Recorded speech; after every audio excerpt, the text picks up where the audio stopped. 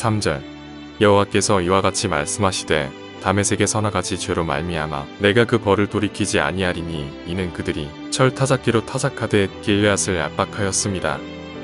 13절 여호와께서 이와 같이 말씀하시되 암몬 자손의 서너 가지 죄로 말미암아 내가 그 벌을 돌이키지 아니하리니 이는 그들이 자기 지경을 넓히고자 하여 길르앗의 아이 벤야인의 배를 갈랐음이니라. 오늘부터 새롭게 아모스 선지서를 함께 살펴보게 됩니다. 이 아모스 선지자는 북이스라엘에서 활동했던 선지자인데요. 우리가 앞서 살펴보았던 호세아 선지자 바로 앞 시대에 활동했던 선지자입니다. 그래서 활동 시기가 1절에 보면 유다 왕 우시아와 이스라엘 왕 요아스의 아들 여로보암의 시대라고 언급을 하고 있는데요. 이 여로보암 2세가 통치하던 북이스라엘은 우리가 호세아 선지서를 살펴볼 때 봤던 것처럼 이제 매우 부강하고 영향력 있는 나라였습니다. 하지만 북이스라엘의 지도자층은 매우 타락했었고요. 그들에게서 정의와 공의를 찾아볼 수가 없었습니다. 그들은 자신들의 부요함을 유지하기 위해서 백성들을 착취했고요. 거짓된 저울을 사용하면서 재판을 기울게 했습니다. 나라는 점점 부강해지는 것처럼 보이는데 그 속으로는 백성들의 신음소리가 가득 차 있었습니다. 그런 북이스라엘을 향해서 오늘 이제 아모스 선지자가 말씀을 선포합니다. 아모스 선지자가 이제 활동을 시작하면서 가장 먼저 선포하는 말씀은 이스라엘 주변에 있는 국가들을 향한 이 하나님의 심판의 메시지입니다. 하나님의 백성을 둘러싸고 있는 이방 민족들이 그들은 이제 하나님을 모르지만 그럼에도 불구하고 온 우주를 다스리시는 하나님의 공의가 이루어지지 못하도록 하는 그 자신의 정욕대로 행하며 주변 국가들에게 포악을 행하는 것에 대해서 하나님은 분명하게 심판의 메시지를 주고 계십니다. 가장 먼저 나오는 곳은 다메섹이라는 곳입니다. 이곳은 아람의 수도입니다. 아람은 오랫동안 이스라엘과 적대 관계에 있었던 나라입니다. 이스라엘의 북쪽과 동쪽에 인접해 있는 국가인데 항상 이스라엘과 긴장 상태를 유지했습니다. 우리가 잘 알고 있는 것처럼 아람의 나아만 장군이 문둥병 때문에 엘리사를 찾아왔을 때 이스라엘 왕은 아람 왕이 이를 핑계 삼아서 전쟁을 일으키려고 한다라고 말할 정도로 둘 사이는 썩 좋지 않았습니다. 이런 다메섹을 향해서 하나님께서 말씀하십니다. 다메섹의 서너 가지 죄로 말미암아 내가 그 벌을 돌이키지 아니하리니. 하나님께서는 다메섹이 지은 죄들 때문에 반드시 그들에게 벌을 내리시겠다라고 말씀하십니다. 이들은 어떤 죄를 지었습니까? 3절 후반에 보면은 철 타작기로 타작하듯이 길르앗을 압박하였음이라 라고 말씀합니다. 이 철 타작기는 가로 세로 2m 정도 되는 널빤지 아래에 날카로운 쇠나 돌을 붙여서 만든 타작기를 이야기합니다. 그런데 다메섹은 이 타작기를 추수 때에 타작하는 데 사용하는 것이 아니라 길르앗 사람들을 압박했다라고 말합니다. 이 타작기로 사람들을 고문했다라는 것인데요. 이것은 이제 눈으로 보기에 굉장히 충격적인 모습이었을 것입니다. 이것을 본 사람들은 그 충격적인 모습에 아람 나라에 대해서 굉장히 큰 두려움을 가지게 되었을 것입니다. 이렇게 잔혹하게 길르앗을 다루었던 이 다메섹 사람들에 대해서 하나님은 뭐라고 말씀하시죠? 4절에 보면요. 하사엘의 집에 불을 보내리니. 이 하사엘은 엘리야 선지자가 기름을 부어서 아람의 왕으로 삼으신 사람입니다. 아람이 하나님의 택하심을 받은 백성도 아니었고 하나님을 믿는 그런 민족도 아니었지만 적어도 하사엘의 집안은 하나님이 온 우주를 다스리시는 분이시다라는 것을 어렴풋이 알았을 것입니다. 왜냐하면 다메섹에서 아람을 다스릴 왕을 결정하신 분이 하나님이시라는 것을 알고 있었기 때문입니다. 하지만 하나님을 온전히 알지 못했기에 하사엘 왕조는 주변 왕국들에게 포악을 행하게 됩니다. 그래서 하나님께서는 하사엘의 집에 불을 보내십니다. 그 다음에 언급되는 베나다 왕은 하사엘 바로 직전에 있었던 왕인데 하사엘이 차지한 이 벤하닷의 왕궁을 불사르겠다라고 말씀하십니다. 결국 아람은 어떻게 됩니까? 5절에 보면 아웬 골짜기에서 주민들이 끊어지며 벳에덴에서 규 잡은 자가 끊어지겠다. 이 규를 잡는다는 것은 왕을 의미하는데 이제 아람을 다스리는 왕이 끊어진다라는 것을 의미합니다. 4절과 5절을 통해서 이 다메섹이 아람이 멸망하게 된다는 것을 우리는 알 수 있는데요. 불을 내리신다라는 표현을 가지고 이제 이 일들이 전쟁을 통해서 이루어진다라는 것을 암시하고 있습니다. 그래서 아람은 아수르와의 전쟁에서 이 같은 일을 겪게 되었고 멸망하게 됩니다. 이어서 나오는 곳은 가사입니다. 이 가사는 블레셋에 속한 곳입니다. 블레셋은 이스라엘의 남쪽과 서쪽에 인접해 있던 국가입니다. 우리가 잘 알고 있는 것처럼 블레셋은 사사시대 때부터 끊임없이 이스라엘 민족을 괴롭혔던 족속입니다.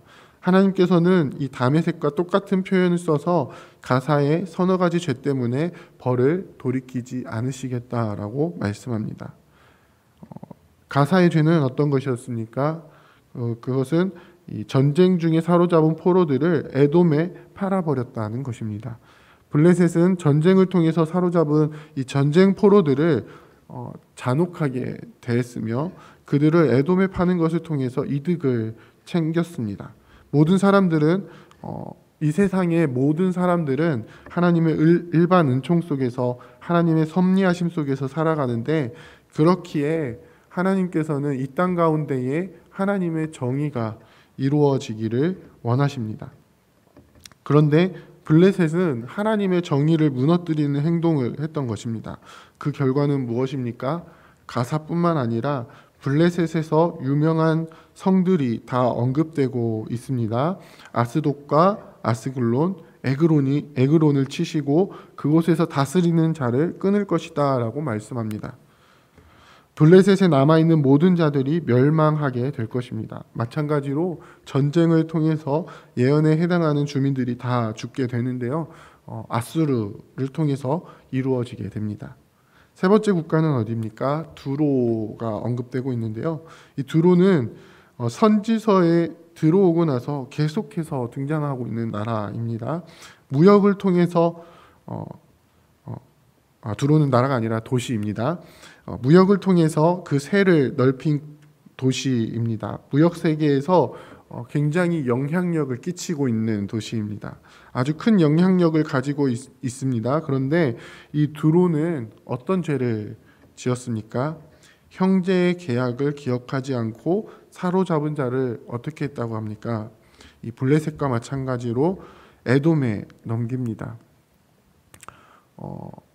당시 에돔은 노예 무역의 중심지였던 것 같고요. 또 이제 그 노예 무역에 있어서 두로가 굉장히 핵심적인 역할을 했던 것 같은데 이 에돔에 넘긴다는 표현이 블레셋이 에돔에 파는 노예를 중간 무역을 하는 것을 의미하는 것으로 보고 있습니다. 아무튼 이런 중간 무역을 통해서 노예 무역을 하면서 큰 이득을 취했던 두로인데요. 이러한 무역을 하는 데 있어서 형제와 했던 계약을 무시하면서 강압적으로 이제 노예를 취급하고 에돔과 거래했던 것으로 보입니다. 실제로 두로는 북이스라엘과의 관계 속에서 이러한 노예 무역을 통해서 큰 이득을 취한 나라이기도 합니다. 도시이기도 합니다. 이러한 두로를 향해서 하나님 뭐라고 말씀하십니까?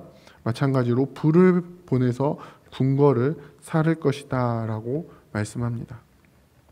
네 번째 국가는 에돔입니다. 에돔은 칼로 그의 형제를 쫓아가며 긍휼을 버리며 항상 맹렬히 화를 내며 분을 끝없이 품었다라고 표현을 합니다.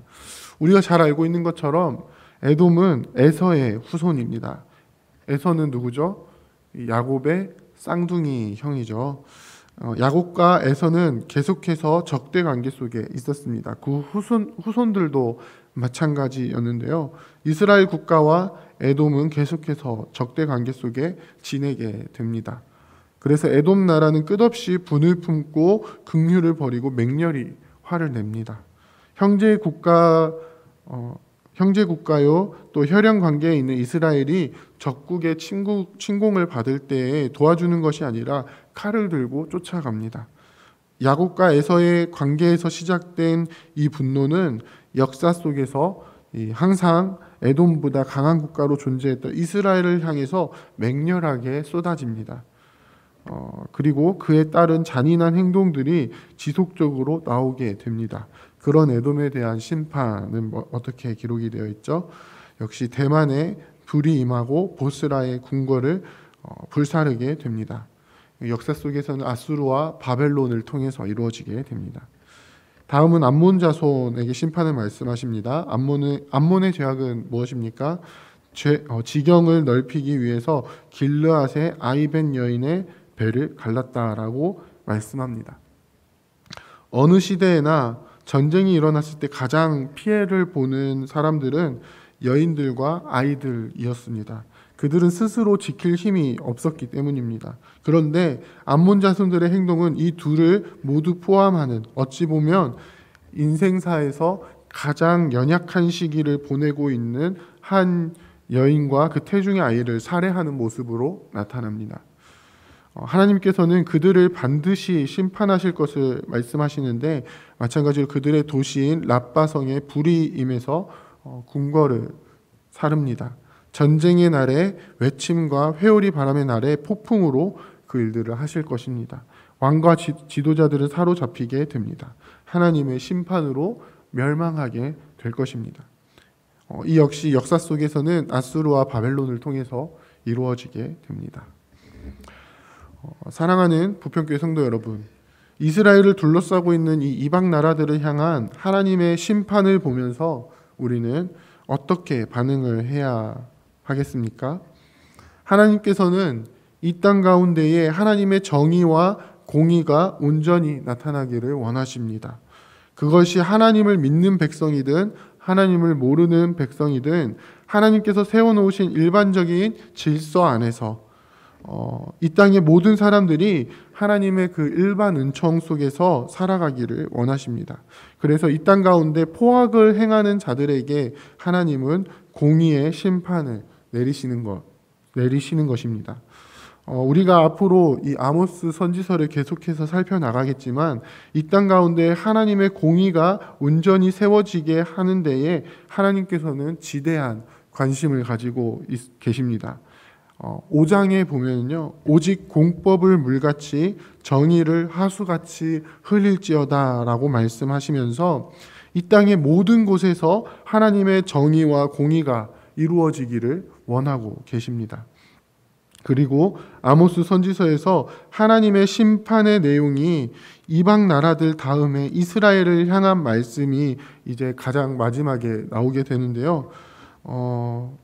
그 내용에 있어서 굉장히 구체적이고 디테일하게 하나님의 백성들의 모습을 지적하고 있는 것은 하나님이 원하시는 정의와 공의가 먼저 하나님의 백성들을 통해서 이루어지고 그것을 온 땅 가운데 나타내 보이기를 원하시기 때문입니다. 우리의 삶이 이러한 삶이 되기를 원합니다. 하나님의 다스림을 온전히 나타내는 삶, 우리의 삶의 모든 영역에서 하나님께서 다스리시고 계심을 기억하고 하나님이 원하시는 정의를 드러내는 삶, 하나님의 통치를 통해서 이 땅 가운데 공의를 이루는 삶, 특히 오늘날 얼마나 많은 사람들이 이 땅에 일어나고 있는 악한 일들 때문에 신음하고 있습니까? 요즘처럼 흉흉한 소문이 계속해서 들리는 이때에 하나님의 정의가 무너지고 공의가 무너진 것처럼 보이는 이 시대 가운데에 그 일들로 인하여서 어려움을 당하고 또 핍박을 당하고 있는 많은 사람들이 위로를 얻고 하나님께서 이 땅을 다스린다는 것을 알게 해야 하지 않겠습니까? 그러한 우리의 삶이 되기를 원합니다. 우리를 보내신 곳에서 하나님의 통치를 이루며 하나님의 정의와 공의를 온전히 세우는 그런 삶. 우리가 표어로 외치는 것처럼 우리 하나님의 의를 온전히 나타내 보이는 삶, 또 그것을 통해서 이 땅 가운데 하나님의 나라를 온전히 이루어 나가는 저와 여러분들이 다 되시기를 주님의 이름으로 부탁드립니다. 함께 기도하겠습니다. 이제 오늘 받은 말씀으로 함께 기도하겠습니다. 하나님께서 온 우주 만물을 다스리는 왕이심을 우리가 알고 하나님의 통치하심을 이 땅 가운데 나타내 보이는 우리가 되게 하옵소서. 죄악이 가득한 세상에서 똑같이 휩쓸려 사는 게 아니라 하나님의 정의와 공의를 이 땅 가운데 나타내는 우리가 되게 하옵소서.